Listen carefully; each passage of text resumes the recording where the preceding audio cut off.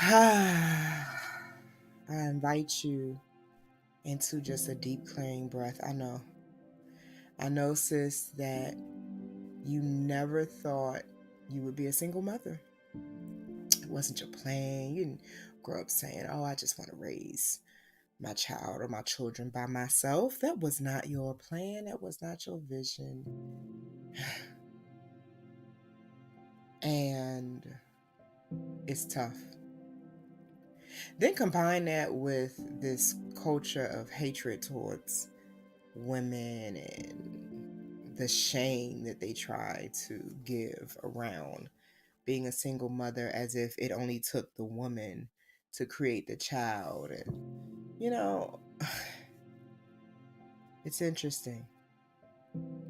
When I was birthing the womb sauna, one of the things that drove my passion around it was my desire to become a mom. And I will never deny the magic and the love that my daughter was conceived in that brought her here. But if I could go back in time and pick a better partner to create this human being, I absolutely would. Because I never foresaw becoming a single mother. I didn't know my picker was broken. And I didn't know the consequences, how crippling it can be when you do not choose the best partner. And I live a vibrant life and I'm happier than I have ever been, but I am at this point in my life because I am rigorously honest with myself. I understand that there can be no healing without the truth. God sent me many red flags. God sent me all kinds of signals. I knew that I probably should slow down and pivot, but instead I proceeded. And it wasn't until I got to the point where I was ready to surrender the dynamic that I found myself with my daughter here on earth in my womb, pregnant. I hate that I spent the majority of my pregnancy depressed. I hate that a moment in my life that was supposed to signify the cultivation of my power was drowned with sorrow. Not a single appointment did he attend. I remember the nights waiting for him to come home and he did not. I remember the breadcrumbing, the overwhelm, the feeling of being trapped because look at what I had done, right? I need to have a conversation with the single mothers. I know the inner turmoil that you cycle through. And I'm proud of those of you who know how to cycle through it and not get stuck. I'm happy that you're able to find the good in each day, no matter how difficult that day is. I'm happy that you are successful and that you and your children are making it with or without their fathers. But I also want to give you permission to grieve, to weep for yourself, to clear the energy out of your body, and to reset the cellular memory that makes you feel shame and that makes you feel inadequate every day that you have to look at the reality that their father is not enough. The work that I do every day is for women like you.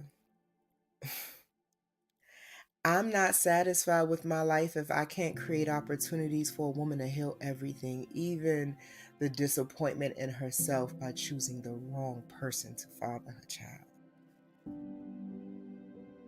I know that pain. And I also know what's on the other side of it.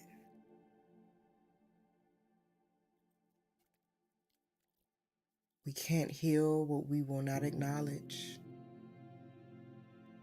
because can't heal the illusions.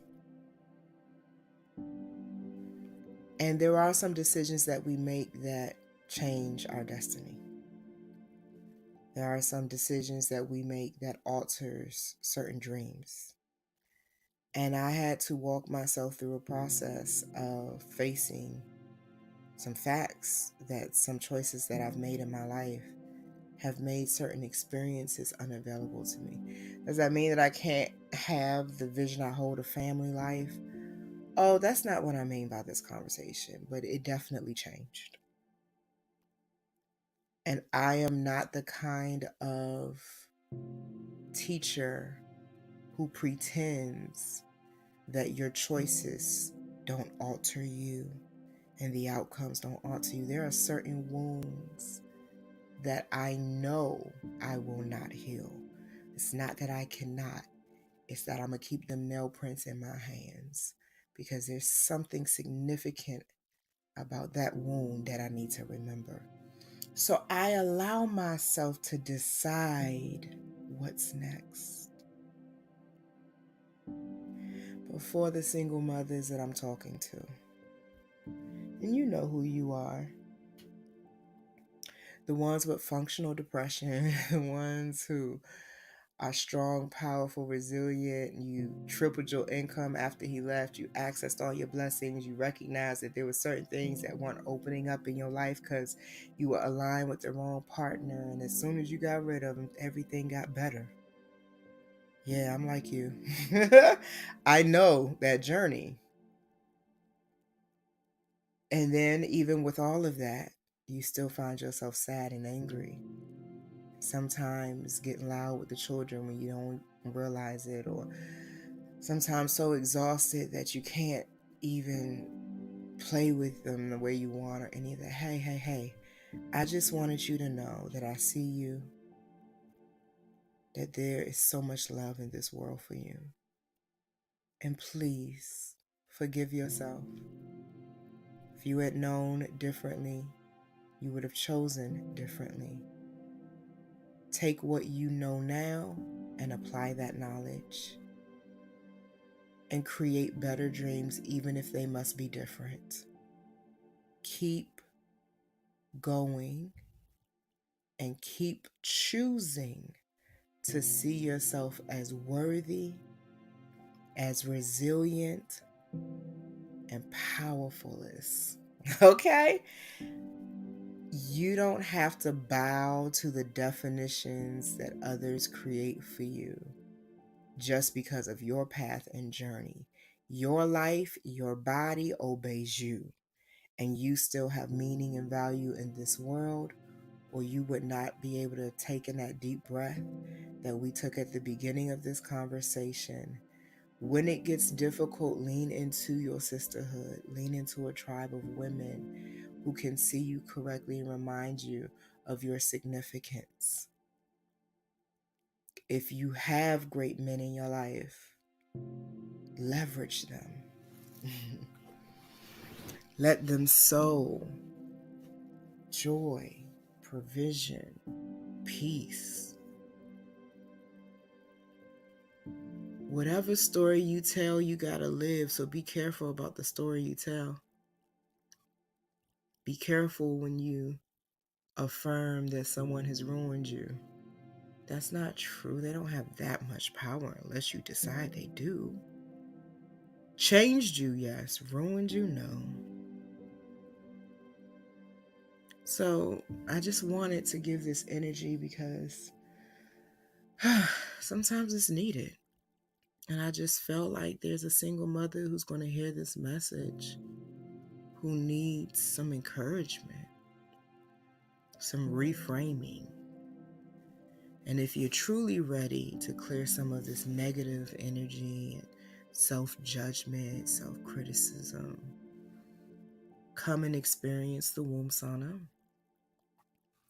You can come and experience our yoni steam and let me clear some of the memory of the pain and wounding out of your body. You also can come and be a part of the Women's Circle of Empowerment. We meet every Sunday morning for a womb healing call and set ourselves up for positivity and a life-changing week. You can also come and meet me in person in the healing room. And that is a sacred meet and greet, and other women come and we do all kinds of wonderful things together. Tribe life gives you an advantage, especially as a single mother. I don't even like to really identify with that term anymore. I call myself the primary parent because the truth is, even without her father being present as he should be, I have an entire village that helps me raise my child, which is why she is so brilliant, so potent, so powerful, and so happy. So, my prayer for you is that you heard something you needed to hear and it grounded that negative energy and allowed you to lean into the positive. What you focus on, you get more of. So I hope you focus on the next moment instead of what you've already experienced. There's more for you. Greater is en route.